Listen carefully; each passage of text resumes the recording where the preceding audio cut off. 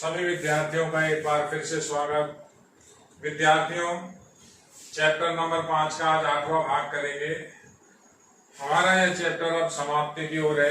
Question उत्तर का सिलसिला जारी है। आज 26वां क्वेश्चन करेंगे। इस चैप्टर से रिलेटेड लगभग सारी थ्योरी कंप्लीट हो चुकी है। राजस्थान बोर्ड के संदर्भ में जितनी भी इसके अंदर थ्योरी थी, मैंने आपको सारी थ्योरी कंप्लीट करा दी है। इससे पहले हम 25 क्वेश्चन कर चुके हैं और हमारे 7 वीडियो लेक्चर इस चैप्टर के कंप्लीट हो चुके हैं। आज ये हमारा 8वां वीडियो लेक्चर है। तो इस क्वेश्चन के अंदर कह रहा है, आपको एक समीकरण दी हुई है आव्यूह के रूप में। तो कहता है इसके अंदर आव्यूह ए का मान ज्ञात कीजिए। अब आपको गौर से क्या देखना है, इसके अंदर जो ये आव्यूह ए है, ये एक 2/2 और दूसरे 2/2 के मध्य के अंदर है और बराबर में आपको 2/2 का एक इकाई आव्यूह दिया गया है। तो हम इसे इनवर्स की सहायता से करेंगे। इसके 2 पैटर्न है करने के। मैं आपको दूसरा पैटर्न भी बताऊंगा। वो पैटर्न थोड़ा सा लंबा है, इसलिए मैं उसे नहीं लगाऊंगा। हम प्रतिलोम की सहायता लेंगे, क्वेश्चन को करेंगे। देखिए किस तरह से करेंगे। सॉल्यूशन में ये पहला और ये दूसरा आव्यूह पहले किसी नाम से हम मानेंगे। ऐसा मान लेता हूं, माना P बराबर 1 2 2 3 एंड Q बराबर 4 7 3 5। तो मानने के बाद अगर अपन इसमें वैल्यू रखें तो मेरी वैल्यू ये आती है। देखिए आप, P A Q equals to, उधर लिखा हुआ है 2/2 का इकाई आव्यूह, तो इसे मैंने I लिख दिया। समझिए बात को, सभी के क्रम समान है। ये गुणा संभव है, गुणा आपको दिया गया है। तो इस समीकरण को अब अपन आगे सरल करेंगे। किस तरह से करेंगे, इसको नंबर 1 डाल दिया। ये बेस इक्वेशन होगी। मेरे से ए का मान पूछ रहा है। यहाँ जो आव्यूह ए है, आपको उस आव्यूह की गणना करनी है। तो गणना कैसे होगी, देखिए आप। सबसे पहले दोनों तरफ मैं P इनवर्स लगा रहा हूं। P इनवर्स PAQ बराबर P इनवर्स I। ये P को सीधा उधर नहीं भेजना है, इसे आपको बताना पड़ेगा। इन दोनों के अंदर ऐसा लिख सकता हूं, P इनवर्स P को एक साथ, AQ को छोड़ दिया। अब किसी भी आव्यूह का गुणा अगर इकाई आव्यूह से होता है, कोई भी आव्यूह x हो, उसका गुणा अगर हम I से करें तो x ही आता है। तो यहाँ P इनवर्स बन गया आपका। ये दोनों मिलकर के I बन गए, कारण x का इनवर्स x से गुणा तो I आता है। आव्यूह का प्रतिलोम और आव्यूह का गुणनफल यूनिट मैट्रिक्स आता है। तो ये AQ बराबर P इनवर्स। अब क्या कर रहे हैं, अब I का A से गुणा हो रहा है। या पहले मैं एक काम कर लेता हूं, I A तो लिखा रहा, ये Q लिखा रहा, दोनों तरफ अब Q इनवर्स भी लगा दिया। तो Q इनवर्स जिस साइड से लगाया, जैसे आपने पीछे से लगाया, आपने राइट हैंड से लगाया तो राइट हैंड में ही लिखना है इसे। देखिए यहाँ मैंने लेफ्ट से लगाया था तो लेफ्ट में लिखा। इस चीज का ध्यान रखना। कारण क्या है, आव्यूह में बाएं और दाएं लिखने पर अंतर आ जाता है। जैसे AB का मान BA के बराबर नहीं होता। तो ये दोबारा आपका A हुआ, लिखा AQ Q इनवर्स बराबर P इनवर्स Q इनवर्स। अब A को ऐसा का ऐसा छोड़ा, Q का Q इनवर्स से अगर हम साहचर्य का नियम लगाएं, ये नियम कौन सा लगाया, साहचर्य का। साहचर्य का नियम 2-3 बार लगाए, एक बार ही लिखना काफी है। साहचर्य गुणधर्म लिख दिया आपने, बराबर हुआ P inverse Q inverse. Q का Q इनवर्स से गुणा I बनेगा, I बन गया P इनवर्स Q इनवर्स हो गया। लास्ट लाइन लिखा तो A का जब I से गुणा किया तो आपका A बनेगा। A बराबर हो गया P इनवर्स Q इनवर्स। मेरे पास एक ये फॉर्मूला आया है, इसको नंबर 2 डाल दिया। देखिए अब अपन बात करते हैं, मेन आपको ये लाइन समझनी है। अगर ये लाइन यहाँ लास्ट की लाइन नहीं दिखे तो मैं यहाँ लिख रहा हूं। देखिए AI बराबर P इनवर्स Q इनवर्स। तो A का जब I से गुणा करेंगे तो A बनेगा, A बराबर क्या बनेगा आपका, P इनवर्स Q इनवर्स। तो ये नंबर हो गया आपका 2।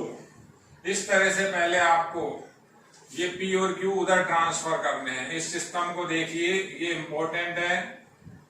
इसके बाद काफी इजी सवाल है, P इनवर्स और Q इनवर्स निकालना है। अब P इनवर्स का सीधा फॉर्मूला लिखेंगे, P इनवर्स बराबर,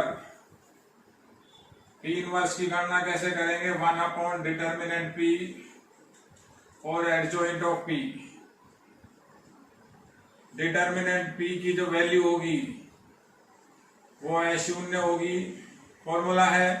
अब दो इनवर्स निकालने हैं, तो अब हमें क्या है, सीधी कैलकुलेशन पुट करनी है। P इनवर्स किस तरह से आएगा, ये P है, 3 उधर गया, इसी को आप सारणिक मान लो, और इसका डिटर्मिनेंट देखो 3 उधर गया और ये हुआ -4, तो बचा -1। तो P इनवर्स की वैल्यू क्या आई, ये -1 हो गया। अब जो एडजॉइंट ऑफ P होता है वो ट्रांसपोज होता है। ट्रांसपोज किसका होगा, इसके सभी चारों अवयवों के सहखंडों का। तो सहखंड 1 का सहखंड 3 है। देखिए सहखंड कैसे होता है, उसी के सामने ये पंक्ति खत्म, ये स्तंभ खत्म, तो 3 बना। ऐसे ही 2 का सहखंड, ये सामने वाला 2 होगा लेकिन माइनस में लिखा जाएगा। ऐसे इस 2 का सेकंड वो ऊपर वाला होगा डायगोनल में, तो ये भी माइनस में लिखा जाएगा। ये दोनों माइनस में क्यों लिखे, दोनों के दोनों आई और जे विषम है, प्लस माइनस और माइनस प्लस। इस 3 का सेकंड ये सामने लिखा हुआ है 1।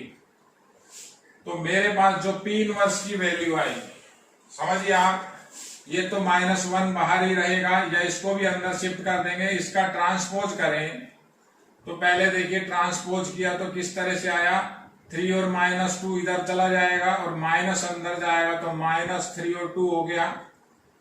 क्या किया है हमने, इस 3 और -2 को मैं इधर लेकर के गया हूं। कहा लेके गया हूं, 3 और इस -2 को मैंने कहा लिखा, इस 3 और -C1 को मैंने लिखा है कहां पर, C2, C1 को R1 के अंदर लिखा। अब C2 को लिखना है कहां, R2 के अंदर, तो एक माइनस और जाएगा, तो ये 2 बच जाएगा, ये -1 बच जाएगा। ये हो गया आपका P इनवर्स। देखिए कितनी छोटी कैलकुलेशन की है, छोटी इसलिए की है, एक काम तो आपका ये कंप्लीट हुआ। उसके बाद Q इनवर्स भी निकालना है और दोनों का प्रोडक्ट करेंगे तो जाकर के A आएगा। A के लिए हमने फॉर्मूला बनाया, ये लिखा हुआ है A बराबर P इनवर्स गुना Q इनवर्स। अब बात करते हैं अपन Q इनवर्स के सूत्र की, तो इसी तरह से क्या हो जाएगा, 1/sin Q adjoint of Q। Condition क्या होगी, sin Q का मान नॉन जीरो होगा, तो Q इनवर्स, अब sin Q इसी आव्यूह से निकल जाएगा।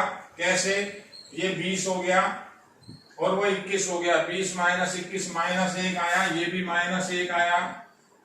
इसमें सहखंडों का आव्यूह का ट्रांसपोज, देखिए इसके सेकंड कैसे निकालेंगे, ये 4 का सामने वाला 5, इस 7 का सामने वाला 3 लेकिन चिन्ह विपरीत, इस 3 का सामने वाला 7 लेकिन चिन्ह विपरीत, इस 5 का सामने वाला 4 चिन्ह सेम। अब ट्रांसपोज भी कर रहा हूं और माइनस को अंदर शिफ्ट भी कर रहा हूं, तो किस तरह से होगा, देखिए आप, अगर इस R1 का ट्रांसपोज करते हैं तो 5 और -3 या C1 में आएगा, शिफ्ट भी करा माइनस को, तो ये ऐसा आया। अब ये R2 को शिफ्ट भी कर दें तो 7 और -4 हो जाएगा। देखिए एक एक लाइन में P इनवर्स और Q इनवर्स निकाला। कारण क्या है, आपका जो एग्जाम है बेटा, उसके अंदर 3.25 घंटे में आपको पेपर भी कंप्लीट करना है। ऐसा नहीं है कि हम किसी क्वेश्चन में 20 मिनट या 25 मिनट बिगाड़ लें, तो काफी बड़ा ही सवाल हो रहा है, ऐसा कोई आसान सवाल भी नहीं है। अब हम ये दोनों की दोनों वैल्यू समीकरण 1 में रखेंगे, तो अब लिख रहा हूं, ये समीकरण नंबर 2 है, ये 1 ये था, 2 ये रहा, बाय 2।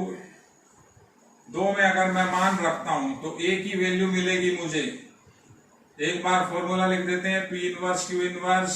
A की वैल्यू आ जाएगी सिंपल, P इनवर्स की वैल्यू है 3 2 2 -1 और Q की वैल्यू है -5 7 3 -4।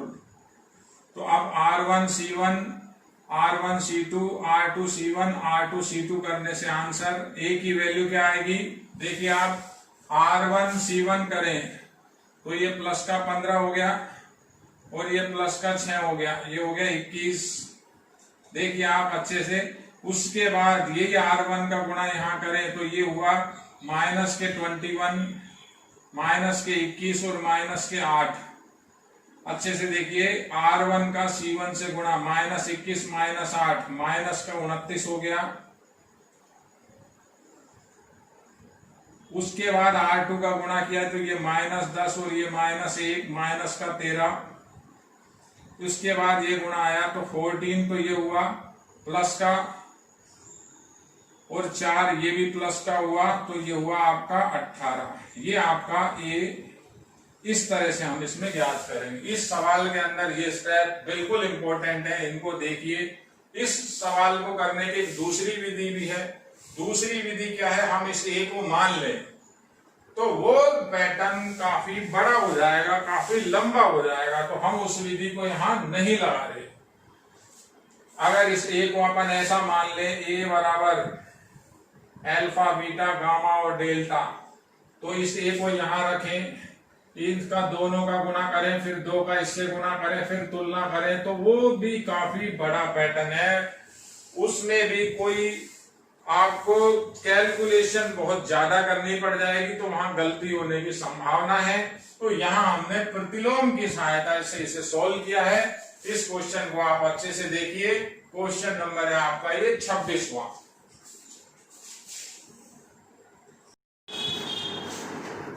प्यारे बच्चों नमस्कार। 5वें चैप्टर का आज 8वां भाग चालू करेंगे। मेरे इससे पहले क्वेश्चन नंबर 26 तक कंप्लीट हो गए हैं। इस चैप्टर की जितनी भी थ्योरी थी, राजस्थान बोर्ड के लेवल की जो भी थ्योरी थी इस चैप्टर में, वो आपको कंप्लीट करा दी है। एक एक वीडियो लेक्चर को आपको अच्छे से देखना है और नोट्सों को आपको बहुत सावधानी से, तरीके से, साफ साफ राइटिंग में मेंटेन करना है। क्वेश्चन नंबर 27 की बात करते हैं हम। 27वें क्वेश्चन के अंदर एक तृतीय क्रम का अवयव दिया गया है। कह रहा है इसका इनवर्स निकालिए। इनवर्स निकाल चुके कई बार, सिंपल काम है इनवर्स निकालने का, और इसकी सहायता से इस निकाय को हल कीजिए। अब बात पहले कर देंगे, तो निकाय दिया हुआ है, ये आव्यूह की फॉर्म में दिया हुआ है, तो पहले तो इसको आव्यूह की फॉर्म से हटाना पड़ेगा, यानी इसको बीजगणितीय समीकरणों के रूप में लिखना पड़ेगा। उससे पहले हम इसका एक बार इनवर्स निकालते हैं। अब आपको जो इनवर्स निकालना है उसके अंदर वो सारी चीजें आपको नहीं लिखनी।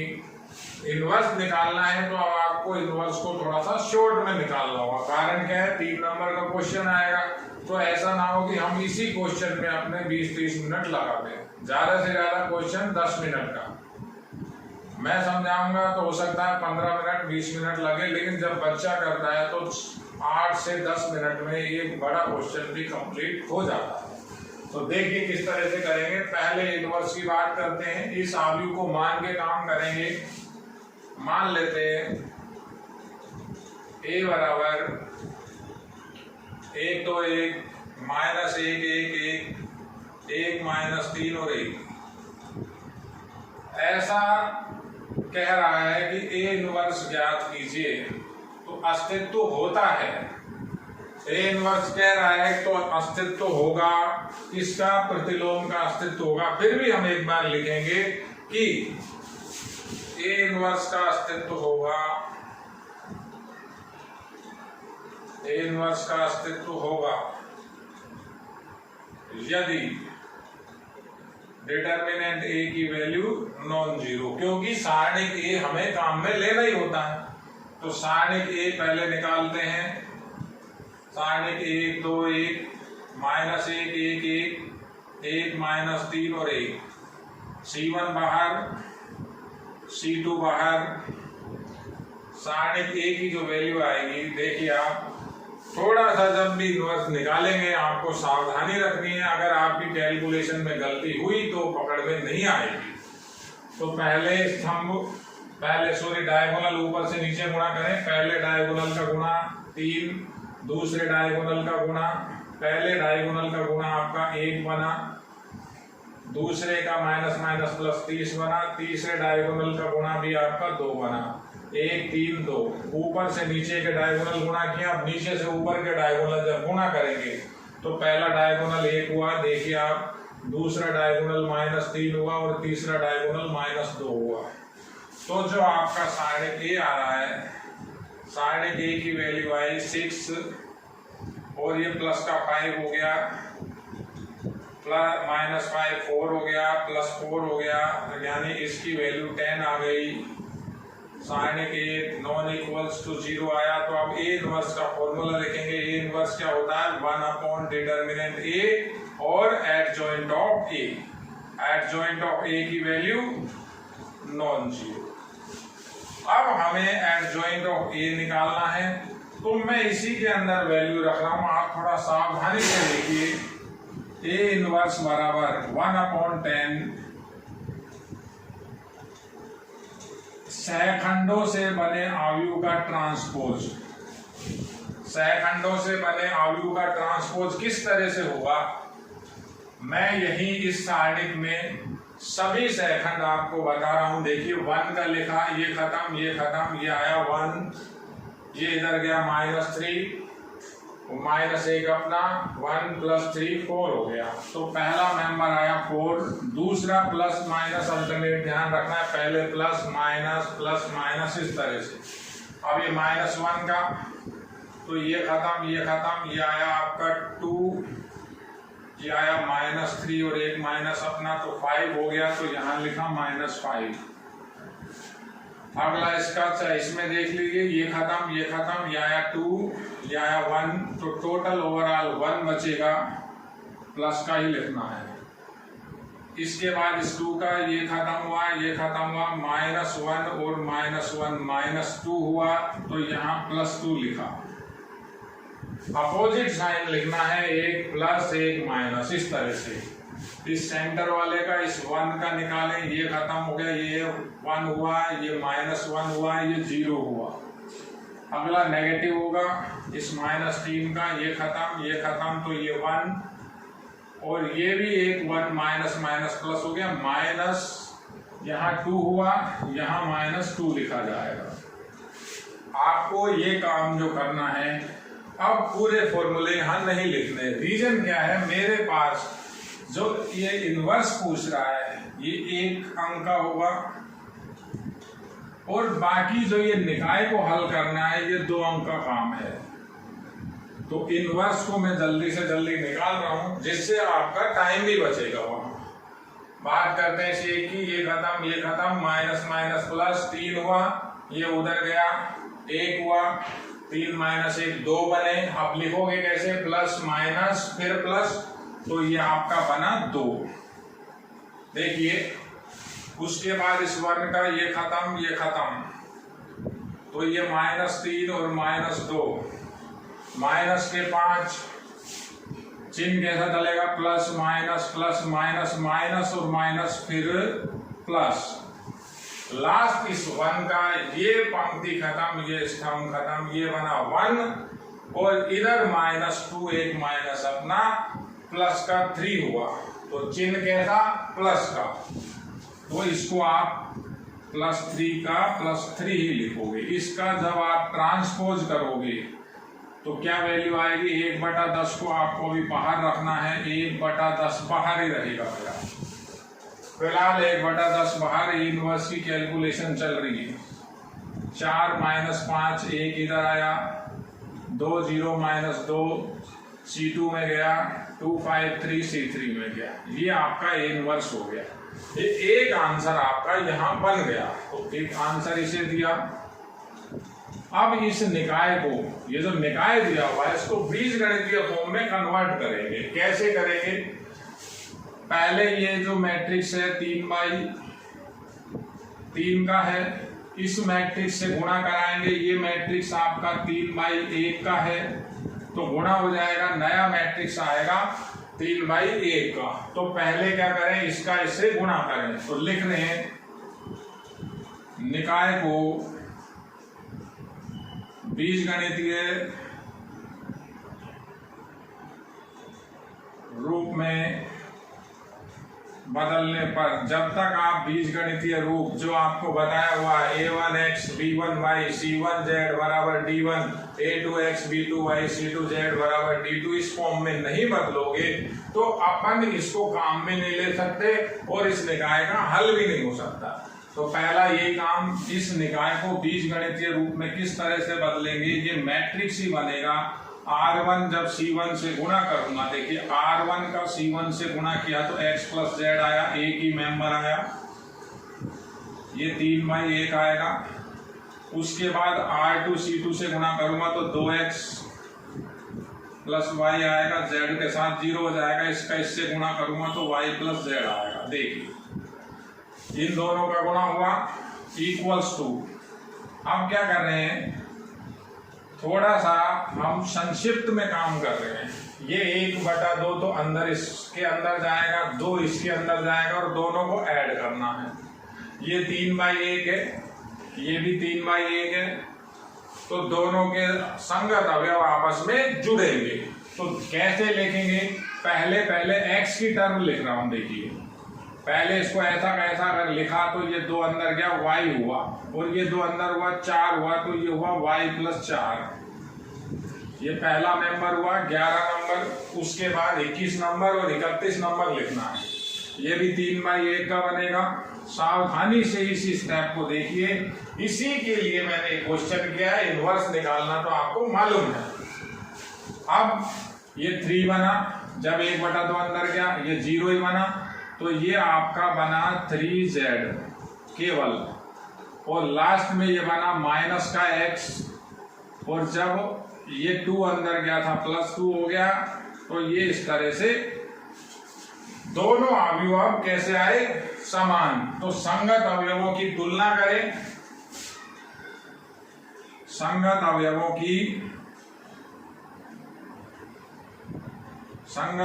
की जब तुलना करोगे तो मैट्रिक्स फॉर्म आपस में हट जाएगी, मैट्रिक्स फॉर्म कैंसिल हो जाएगी एक तरह से।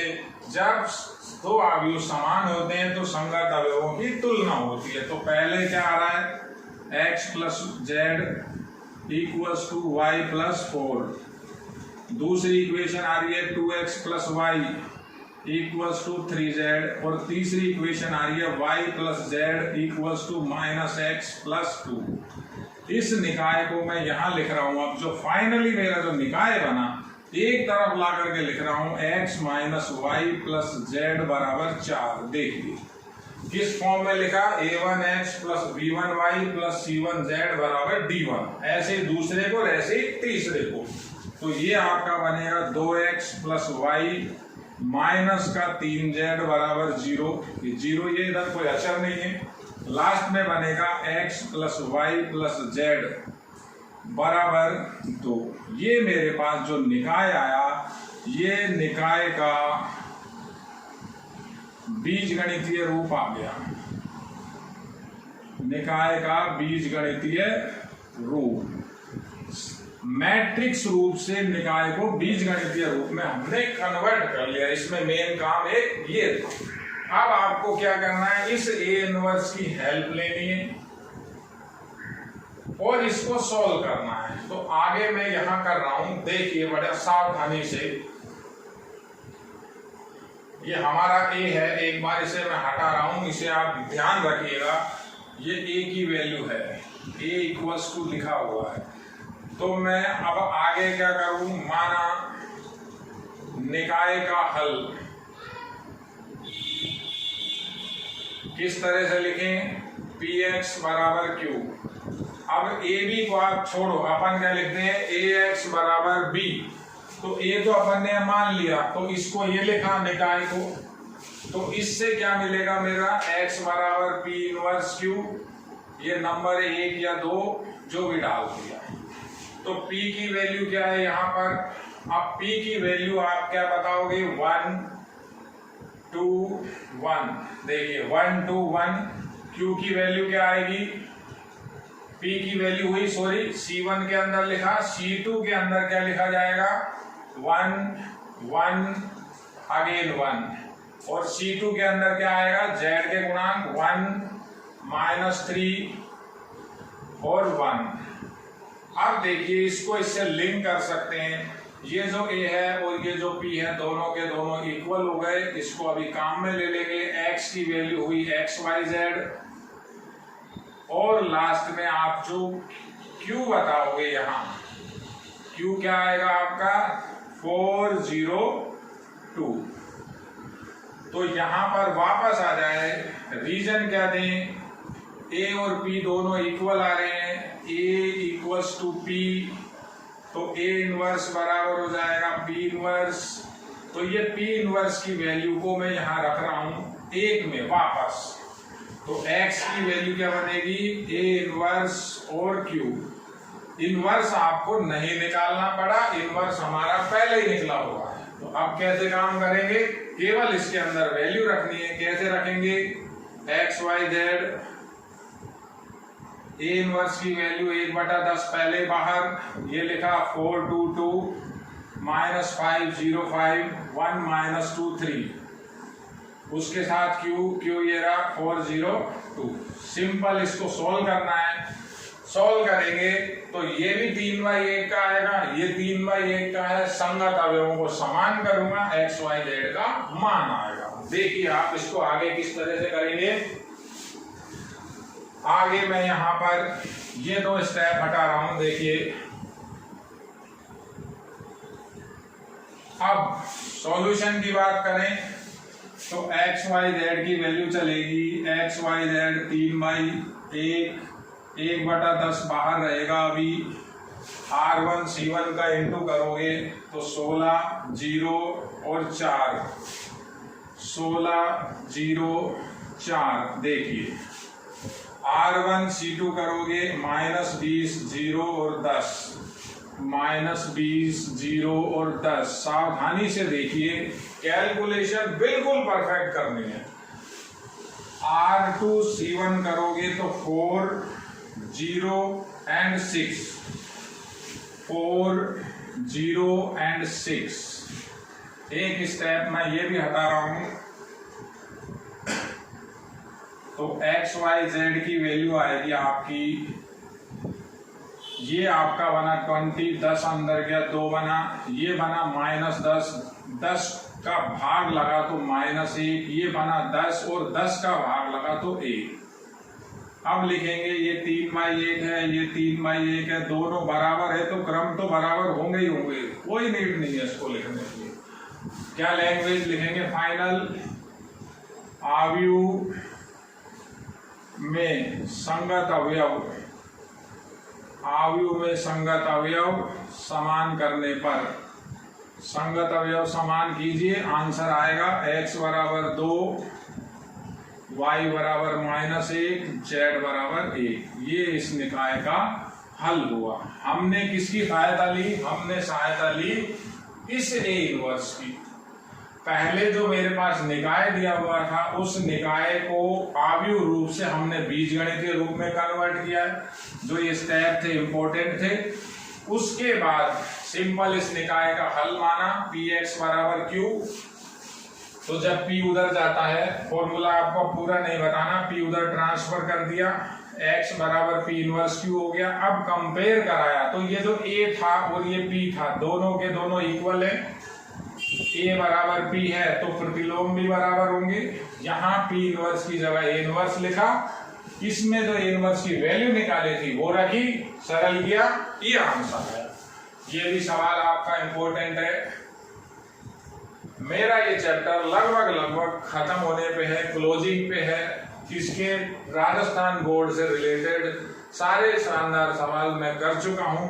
अब जो भी सवाल बचेंगे वो भी कर रहे हैं। बाकी कई सवाल ऐसे हैं जो बच्चा अगर सेल्फ करना चाहे तो वो इजीली कर सकता है। देखिए आगे,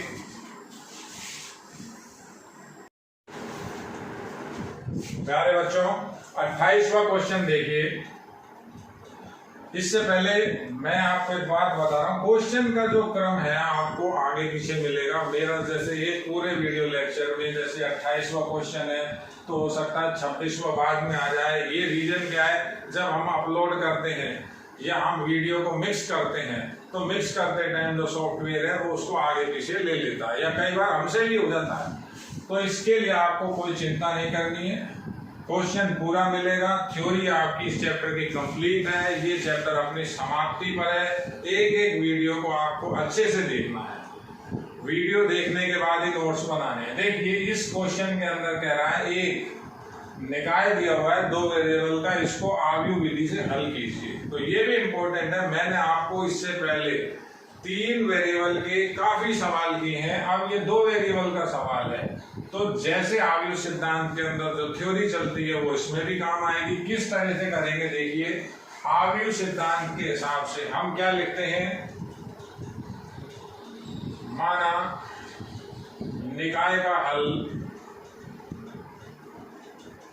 अब ये 2 वेरिएबल का सवाल है, यानी आपको 3 नंबर तभी मिलेंगे जब आप इसमें सारी डिटेल लिखोगे, सारी चीजें बताओगे। इससे पहले या इसके बाद जो क्वेश्चन आएगा उसके अंदर, जैसे अभी मैं 27वां क्वेश्चन बाद में मिलेगा, उसके अंदर हमने इनवर्स निकाला था शॉर्टकट में, रीजन हमें उसमें और भी काफी काम करना था। तो ये अपन सवाल का स्तर देखते हैं, उस हिसाब से अपने काम को छोटा या बड़ा करते हैं। तो इसको ऐसा नहीं कहते कि सर ये चीज शॉर्ट में कर दी या बहुत लॉन्ग की। टाइम सबसे ज्यादा इंपॉर्टेंट होता है। मैथ के अंदर आपका 3.25 घंटे का एग्जाम होगा, तो आपको वहां 30 क्वेश्चन करने हैं, वो तभी कर पाओगे जब आप बिना पेन रोके पूरा काम करोगे। हर क्वेश्चन के लिए एक टाइम लिमिट बांधोगे, तभी आपका क्वेश्चन पेपर पूरा अटेम्प्ट होगा। तो किस तरह से करेंगे, माना निकाय का हल आव्यूह रूप में ax बराबर b। मैंने सबसे पहले आपको यही बताया था, जहां a क्या होता है, a हमारा जब 3/3 की बात थी तो x के गुणांक, y के गुणांक और z के गुणांकों को हम c1, c2 और c3 में लिख रहे थे, एक आव्यूह बना रहे थे। अब z नहीं है तो केवल और x और y के गुणांक आएंगे। तो 5 c1 में लिखा और -3 और 2 c2 में लिखा। ये आपका a हुआ। कैपिटल X होता था x y z, तो जो भी वेरिएबल है x और y है तो x और y लिखा सिंपल। लास्ट एक आपका एक b बनता है जिसके अंदर कांस्टेंट आते हैं 2 और 3। ये तीनों के तीनों इस समीकरण को संतुष्ट करते हैं। अगर ये यहाँ रख दें, इसको सॉल्व करें तो वापस ये निकाय आ जाता है। ऐसे अपन डिस्कस कर चुके, थ्योरी में मैं ये बतला चुका, लेकिन अब ये वापस आपको रखने नहीं है, हमें तो मैट्रिक्स में कन्वर्ट करना है। तो आप आगे किस तरह से करेंगे, इसको लेंगे। अब इस तरह के कोई आपको तीर के निशान वहां लगाने नहीं है, आपको समझाने के लिए लिखते हैं। ऐसा लिखना है, 1 से ax बराबर b, दोनों तरफ इनवर्स लगाएंगे, a इनवर्स ax बराबर a इनवर्स b। साहचर्य का नियम लगाएंगे, a इनवर्स a का x से गुणा, तो ये इनवर्स b हुआ। a इनवर्स का a से जब गुणा होगा i बनेगा, ix बराबर a इनवर्स b। i का x से गुणा x आएगा, a इनवर्स b। ये इक्वेशन नंबर 2 है, इसी से हमारा सॉल्यूशन आएगा। अब जो यहाँ आपने रिलेशन बताए हैं उनमें आप संबंध बताओ। पहला संबंध आपने क्या बताया, जो काम किया है उसका रीजन क्या है, क्या किया है आपने, ये इनवर्स से गुणा, कारण आपको सारे लिखने हैं। दूसरा काम क्या किया है आपने, साहचर्य का नियम लगाया है। तीसरा काम क्या किया है आपने एक नियम लगाया है, अगर कोई भी आव्यूह b इनवर्स का हम b से गुणा करें तो i आता है। लास्ट में हमने ऐसा लगाया, कोई भी मैट्रिक्स y हो, y का i से गुणा करूं तो स्वयं y आएगा। ये बात हुई। अब कैलकुलेशन करेंगे a इनवर्स की। तो a इनवर्स का अस्तित्व होगा, ऐसा लिखना है, ये कंपलसरी है। यदि डिटर्मिनेंट a नॉन जीरो हो, डिटर्मिनेंट a निकालें। छोटा सवाल है इसलिए आपको एक एक पॉइंट को क्लियर करके बताना है। डिटर्मिनेंट a क्या बनता है इसका, 5 - 3 1 2। तो डिटर्मिनेंट a बना आपका 10 + 3, ये उधर उल्टू हुआ 13। डिटर्मिनेंट की वैल्यू आई, a का जो डिटर्मिनेंट आया वो आया 13। ये इधर गुना हुआ और ये इधर गुना, माइनस माइनस प्लस। क्या लिखोगे? नॉट इक्वल्स टू 0 है, ए इनवर्स का अस्तित्व होगा, ए इनवर्स का अस्तित्व होगा। अब आप ए इनवर्स का फॉर्मूला बनाओगे, 1 अपॉन डिटर्मिनेंट ए और adjoint of A. A determinant की वैल्यू नॉन जीरो। एक एक स्टेप को ऐसे ही वहां तरीके से लिखना है। एडजॉइंट ऑफ ए निकालेंगे, adjoint of A. Adjoint of A क्या होता है? सहखंडों से बने अवयव का ट्रांसपोज। तो सहखंड लिखें, A11 A12, ये आपका A21 और A22 आएगा और इसका ट्रांसपोज करेंगे। एडजॉइंट ऑफ ए। अब सहखंड आप डायरेक्ट भी लिख सकते हो, ऐसा कोई हार्ड एंड फास्ट रूल नहीं, अलग अलग निकालने। द्वितीय क्रम के सारणिक में सहखंड बिल्कुल क्लियर समझ में आते हैं। इस 5 का ये खत्म, यानी इनके जो डायगोनल में होता है वही होता है। 5 की पंक्ति खत्म, स्तंभ खत्म, 2 बचा, 2 लिखा। इस -3 का ये सामने वाला 1 आया, लेकिन चिन्ह विपरीत। अब चिन्ह विपरीत क्यों? चिन्ह का क्रम कैसा चलेगा? Plus minus, minus plus. देखिए, या आई और जे के गुणांकों का योग समझिए। योग अगर सम है चिन्ह प्लस का, योग विषम है तो चिन्ह माइनस का। इस 3 1 का सामने लिखा हुआ है, -3 तो चिन्ह बदलेंगे, 3 आएगा। और इस 2 का सामने वाला 5 प्लस का ही रहेगा। इसका जब ट्रांसपोज करेंगे तो एडजॉइंट ऑफ ए आएगा, ट्रांसपोज किया तो 2 - 1 इधर आ गया, 3 और 5 इधर आ गया। ये आपका एडजॉइंट ऑफ ए बना। ये एडजॉइंट ऑफ ए और ये डिटर्मिनेंट की वैल्यू हमारे पास 13 आई। ये दोनों के दोनों ए इनवर्स के फॉर्मूले में रखें तो ए इनवर्स आ जाएगा। तो सबसे पहले ए इनवर्स लिख रहा हूं। ए इनवर्स क्या बना आपका? ए इनवर्स बराबर 1/13। ये दोनों की दोनों वैल्यू रखी। ए इनवर्स की वैल्यू ये थी, वो है 23 - 15। अब ये समीकरण के अंदर 2 में ए इनवर्स x व b रखने पर देखिए आप तो कैसे लिखेंगे? x की वैल्यू आपके पास है xy, ए इनवर्स की वैल्यू है 1/13 तो बाहर। ये ऐसा कैसा चलेगा? 23 - 15 और जो b की वैल्यू है वो है 23। ये दोनों अवयव का गुणा होगा। सिंपल सवाल है, बहुत तरीके से करके आना है। ये भी इंपॉर्टेंट है। पेपर किसी भी स्तर पे आ सकता है, किसी भी लेवल पे आ सकता है। ऐसा नहीं है कि द्वितीय क्रम का या 2 वेरिएबल के सारणिक हल या अवयव हल नहीं पूछे जा सकते। पूछ सकता है, वो पूछ चुका है। तो कैसे आंसर देंगे? एक्स वाई 1/13 बाहर रहेगा। R1 C1 करेंगे तो 4 + 9। देखिए R1 C1 किया 4 और 9। R2 C2 करूं तो -3 सॉरी -2 + 15। तो एक्स वाई इक्वल्स टू 1/13 क्या बना? ये भी 13 बने, ये भी 13 बने। 13 का हमने अंदर भाग दिया तो 1 1। अब लिखेंगे तुलना, संगत अवयव की तुलना करेंगे। संगत अवयवों की तुलना ऐसा लिखना है, तुलना करेगी, आंसर आया। तुलना करने पर x की वैल्यू मेरे पास 1 आई और y की वैल्यू भी मेरे पास 1 आई। अगर आपके पास ना एक्स्ट्रा टाइम है तो x और y की वैल्यू किसी में भी रखो, संतुष्ट हो जाता है तो आपका आंसर सही है। वैसे ऐसा करना मत, अगर टाइम भी नहीं मिलेगा। मैं वैसे ही बता रहा हूँ, पेपर कर लिया आपने, बाहर आ गए सेंटर से तो ये x और y की वैल्यू रख के चेक कर सकते हो। ये इसके आंसर। इसी क्वेश्चन को मैं अगला क्वेश्चन करूंगा 29। अब हम उसे करेंगे आव्यूह सिद्धांत की जगह सारणिकों के नियम से या सारणिक विधि से।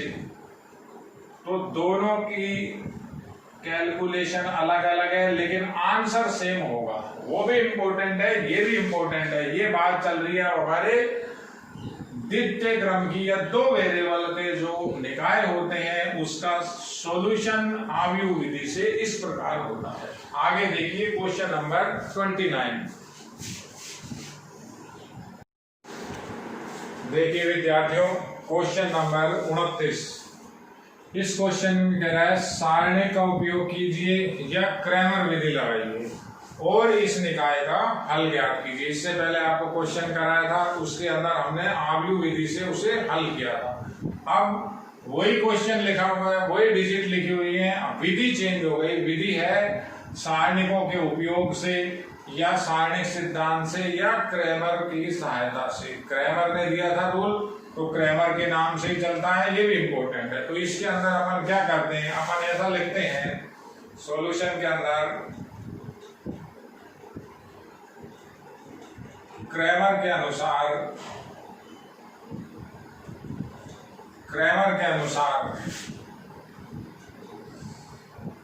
सारणिकों का उपयोग करते हुए हल को निम्न प्रकार लिख सकते हैं।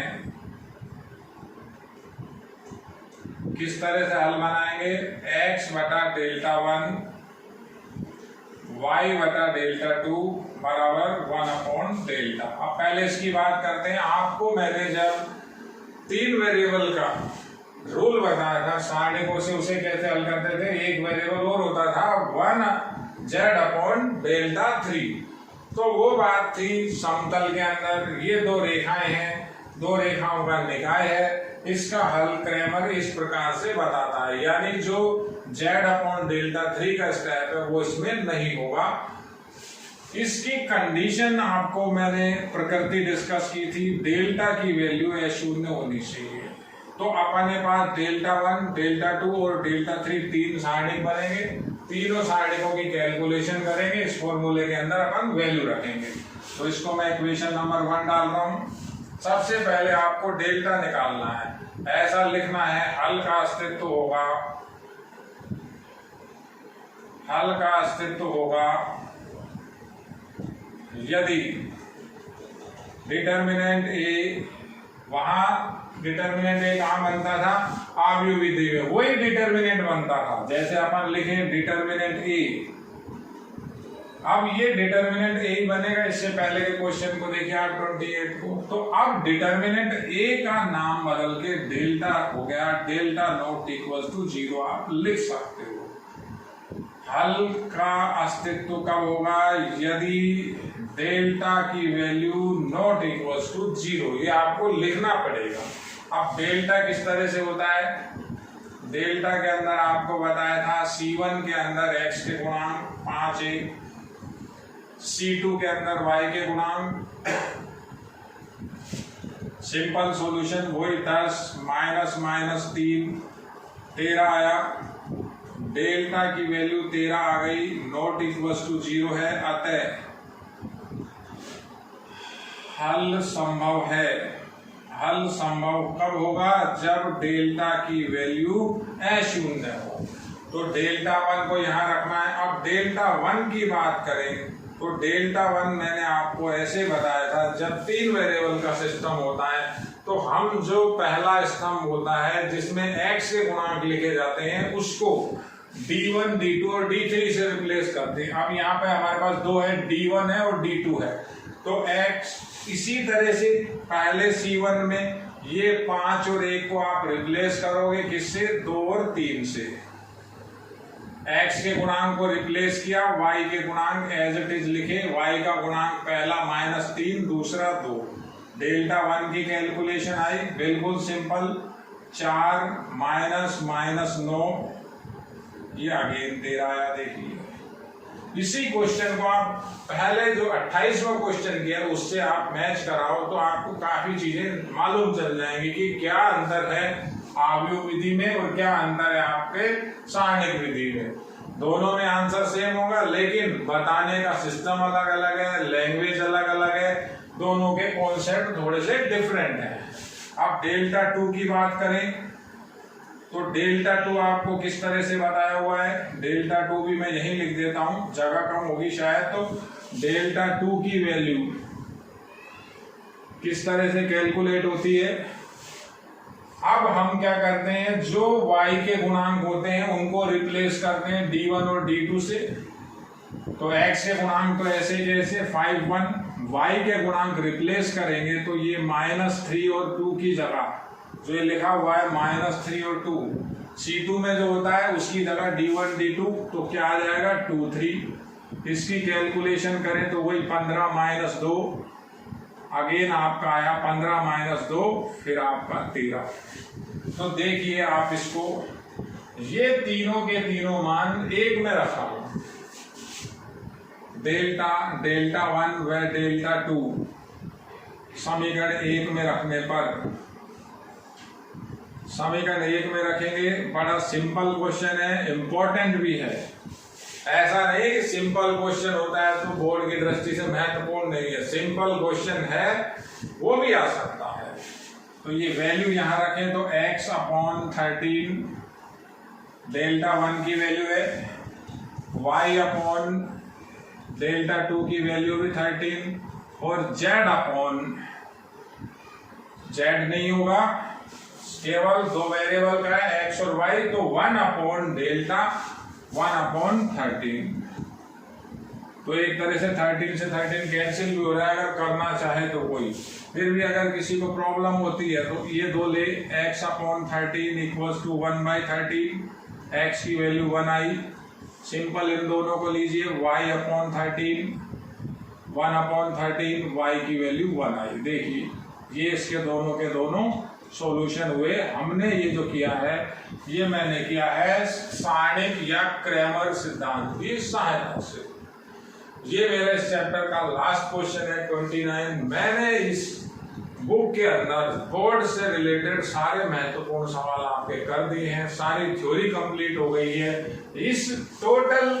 इस चैप्टर के अंदर हमारे 8 लेक्चर बने हैं। 8 लेक्चर के वीडियो को आपको एक वीडियो को क्रम से देखना है, सबके नोट्स मेंटेन करने हैं। उसके बाद भी अगर किसी की प्रॉब्लम है, किसी की इंडिविजुअल प्रॉब्लम है, तो मेरे आप व्हाट्सएप नंबर पर उस क्वेश्चन की आप फोटो खींच के भेज सकते हो, कोई प्रॉब्लम है आप पूछ सकते हो। इसके बाद अब हम स्टार्ट करेंगे जो अगला चैप्टर मैं चालू करूंगा। मैं थोड़ा सा उसका आपको रूपरेखा समझा देता हूं, थोड़ा सा उसका अपन बैकग्राउंड देख लेते हैं। हमारे पास अब या तो है अवकलन और समाकलन स्टार्ट की जाए, तो अवकलन समाकलन का जो लिंक चलेगा वो इस तरह से चलेगा कि पहले अपन पाठ नंबर स्टार्ट करेंगे 6, और 6 से जितने भी आगे के चैप्टर है आपके 6, 7, 8, 9, 10, 11 तक, वो सारे के सारे 11, 12 ये सब के सब एक ही फैमिली के मेंबर हैं। तो इस चीज को मैं थोड़ा सा बाद में उठाऊंगा। रीजन क्या है, जो अवकलन और समाकलन है उसके अंदर जो बच्चा है उसका इंटरेक्शन भी बहुत जरूरी है। बच्चा क्वेश्चन पुट कर सकता है कि सर इसको इस तरह से भी लिख सकते हैं, इसको इस तरह भी लिख सकते हैं। तो वीडियो लेक्चर है तो बच्चा अगर अपनी बात कुछ पूछना चाहे तो पूछ नहीं पाता। तो हम अवकलन समाकलन की जगह अब सबसे पहले स्टार्ट करेंगे आपका 13वां चैप्टर, जिसका नाम है वेक्टर सदिश। ये 2 चैप्टर चलेंगे, पहले 13वां चलेगा, उसके बाद 14 चैप्टर चलेगा आपका 3D त्रिविम निर्देशांक ज्यामिति। ये दोनों के दोनों लिंक हैं, दोनों के दोनों कनेक्टेड चैप्टर है, दोनों बहुत इंपॉर्टेंट हैं और समझने के चैप्टर हैं। वीडियो लेक्चर आपको एक एक करके क्रम से देखने हैं। ये भी चैप्टर 7 अंक का होगा और ये भी आपका 7 अंक का होगा। बेस चैप्टर ये है, ये फिजिक्स से भी रिलेटेड है आपका वेक्टर। इस चैप्टर के अंदर आपका एक क्वेश्चन 1 नंबर का, दूसरा भी 1 नंबर का, तीसरा क्वेश्चन 2 नंबर का, और एक चौथा क्वेश्चन आपका 8वां में आएगा वो 3 नंबर का। यानी टोटल आपका ये 7 अंक का चैप्टर होगा। तो अब हम स्टार्ट करेंगे सबसे पहले वेक्टर। तो जब वेक्टर चालू हो, किसी भी लेक्चर को आपको मिस नहीं करना है, सारे वीडियो लेक्चर आप क्रम से देखना। नोट्स मैं आपको साथ के साथ दूंगा, आपको सारे नोट्स भी बनाने हैं। मैं अब अगला मेरा काम होगा 13वां चैप्टर वेक्टर स्टार्ट करना। वीडियो लेक्चर लगभग आपके पास अगर आप देखेंगे पूरे ग्रुप में तो आपको 22 या 25 लगभग, मुझे अंदाजा नहीं है क्योंकि मैं टुकड़ों में बनाए हैं। हर चैप्टर के लगभग 7 या 8 वीडियो हैं। तो 3 चैप्टर हमारे, तीसरा, चौथा और 5वां कंप्लीट हो चुका है। तीसरा चैप्टर आपका 3 नंबर का है, चौथा चैप्टर भी 3 नंबर का है और ये 5वां चैप्टर था जो 4 नंबर का था। अंक विभाजन भी ध्यान रखिए, यानी आपका जो आव्यूह, सारणिक और इनवर्स है, इस पैटर्न के आपके टोटल 10 अंक आपको कलेक्ट करने हैं। 10 में से आपको एक भी नंबर कटवाना नहीं है। मैंने जो भी वीडियो लेक्चर दिए, जो भी नोट्स दिए, वो बेहद सफिशिएंट है। उनके अलावा आपको कुछ भी नीड नहीं पड़ेगी। आप उन्हें देखिए, उन्हें समझिए, बुक साथ रखिए। फिर भी किसी की कोई प्रॉब्लम है तो आप कभी भी मुझे व्हाट्सएप कर सकते हैं। हम अब स्टार्ट करेंगे नेक्स्ट अगले वीडियो लेक्चर में 13वां चैप्टर वेक्टर। धन्यवाद।